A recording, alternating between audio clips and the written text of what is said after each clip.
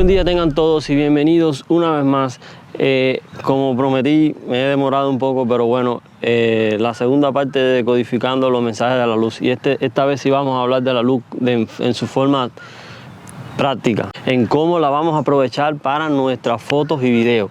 Y la luz en exterior y en interior no son las mismas, porque en interior podemos manipular la luz de los interiores porque ponemos luces artificiales, pero en exterior no podemos. Pero si conocemos el comportamiento de la luz del sol, entonces podemos adaptarnos a ese comportamiento y lograr buenos resultados. Lo que voy a tocar aquí son tres parámetros. Uno es la luz dura, el ángulo de la luz y la luz suave. Lo primero que tenemos que tener en cuenta es que la luz nos ayude a transmitir ese mensaje que queremos dar. No importa qué tipo de luz sea, siempre y cuando la sabemos utilizar, va a dar buenos resultados. La luz dura genera sombras fuertes, generando más contraste porque las sombras son más definidas y logra un efecto más dramático. La principal fuente de luz dura proviene del sol, que emite su luz en una sola dirección con mucha intensidad. Esto se debe a que el sol es muy grande y aunque parezca pequeño desde la Tierra, realmente se ve pequeño porque está situado a 150 millones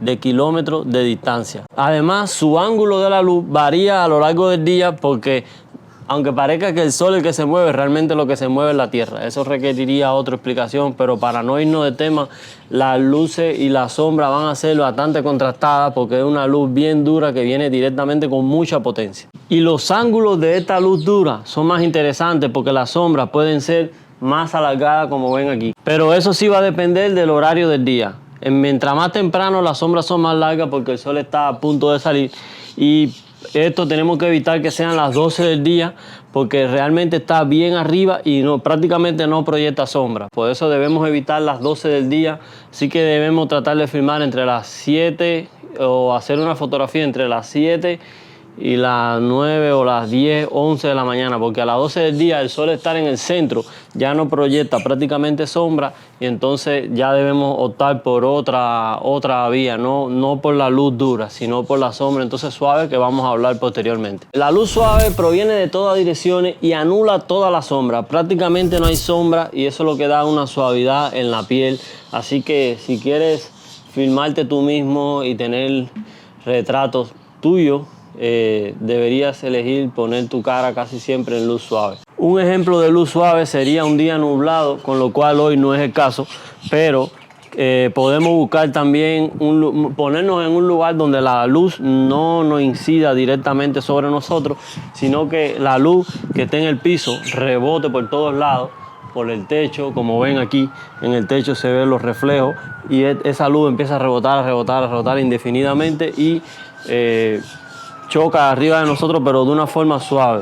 Así que si queremos hacer retratos, si queremos filmarnos a nosotros mismos, hacer un selfie, hablarle a la cámara, sería bueno buscar luz suave. No buscar que la luz incida directamente en nuestro rostro, en nuestra piel, porque esta luz elimina las imperfecciones, cosa que es lo que queremos, vernos mejor.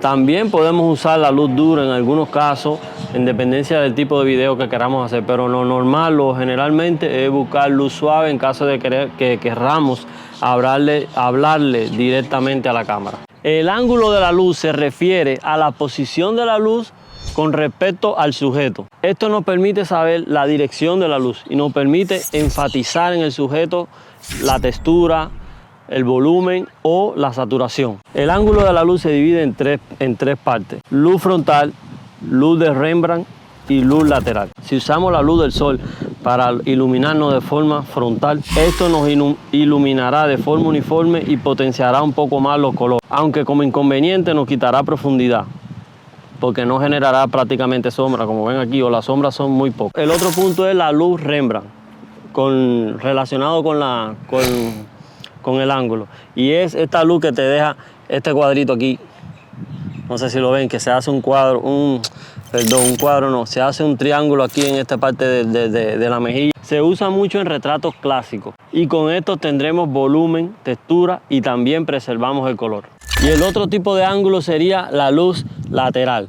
Este es perfecta para dar volumen, para retratar personas donde quiera. Enfatizar, hace bastante contraste. Potenciará mucho la textura porque como ven es bien contrastada. es un poco más dramática, porque a la hora de, por ejemplo, que queramos filmar una escena donde quieras dar más dramatismo a la imagen, por ejemplo, una escena de hacer ejercicio, de esto, sí, siempre es bueno poner luces duras y generar bastante contraste. Por supuesto que hay mucho más que decir, pero yo creo que este es el principio para adentrarse en este mundo de la luz y sus misterios.